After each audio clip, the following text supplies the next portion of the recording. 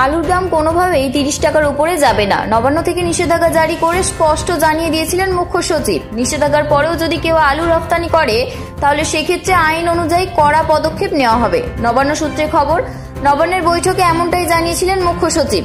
আলু পেঁয়াজের অগ্নিমূল্য নিয়ন্ত্রণে আনতে রপ্তানি নিয়ে বড় নির্দেশ দিয়েছে রাজ্য সরকার। এ নিয়ে শুক্রবার হৃদয়পুর বাজারে এসে পরিদর্শন করলেন সরকারি আধিকারিকরা। আলু সহ মাছ, মাংস, অন্যান্য সবজির দাম কতটা নিয়ন্ত্রণে আছে তাই এদিন ঘুরে দেখলেন তারা। এদিন বাজারের সাধারণ মানুষ যারা সবজি কিনতে আসেন তারা দাবি করেন আগের থেকে এখন বাজারে অনেকটাই নিয়ন্ত্রণে। আবার কিছু মানুষ দাবি করেন দাম ঊর্ধ্বমুখী। কিন্তু বাজারে যারা ব্যবসায়ী রয়েছেন তারা দাবি করছেন আগে থেকে অনেকটাই দাম কমেছে শাকসবজির। মুখ্যমন্ত্রীর নির্দেশের পরে কতটা নিয়ন্ত্রণে আসতে পারে বাজার সেটাই এখন দেখার। আছে কোনো অসুবিধা নেই, খুব সস্তা।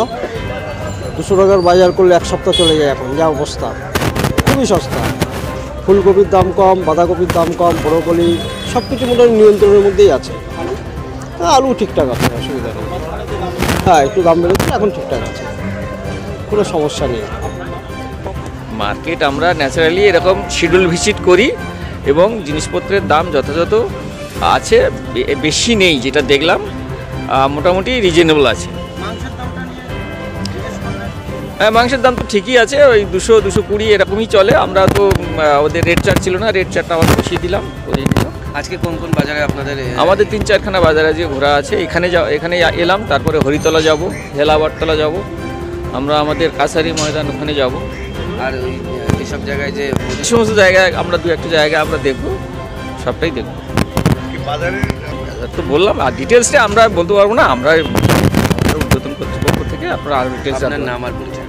আমি ডেপুটি ম্যাজিস্ট্রেট বীরেন্দ্রনাথ মন্ডল। গাড়িরা কাস্টমাররা জিজ্ঞেস করলো দাম কমেছে কিনা। আমি বলি একদিন কেউ যদি 200 কি 300 টাকার বাজার নিলে তার 3 দিন লাগে না আসতে। ওইগুলো খাবে, শেষ করবে, তারপর তো আসবে। দাম তো কম, সব জিনিসপত্র 3 গুণ দাম কমে গেছে, 3 গুণ। আলু তখন 20 টাকা, 15 টাকা, 30 টাকা, 3 রকম কোয়ালিটি সব জিনিস।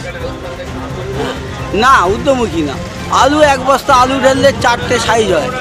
এক হলো কাটা ফাটা, এক হলো ছোট, একটা মাঝারি, একটা বড়। দোকানদারদের লাভ।